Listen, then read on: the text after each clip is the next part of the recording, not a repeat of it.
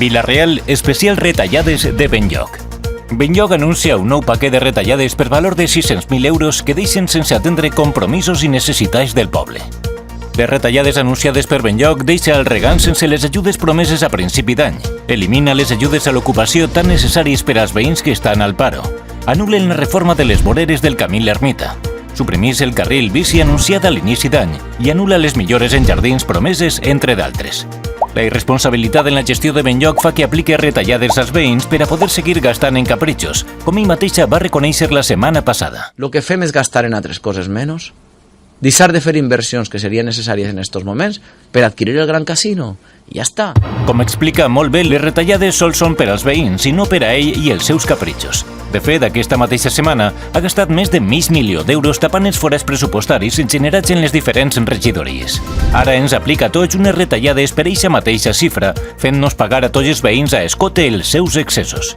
El mateix alcalde que en retalla serveis prioritza gastar més de 2 milions d'euros comprant el Gran Casino. Anuncia una campanya per comprar amb 600.000 euros l'Hostal del Rei i gasta 1.535.000 euros anuals en publicitat i propaganda. Benlloc ens ha pujat la contribució al màxim històric, esperant recaudar per primera vegada més de 20 milions d'euros dels veïns. Ha incrementat l'endeutament per habitant al màxim històric, situant-lo per primera vegada per dalt de la mitja nacional. Ha demanat un nou préstec de 2.400.000 euros. I amb tot això, ara es torna a retallar serveis per a poder seguir gastant en això que ell considera prioritari.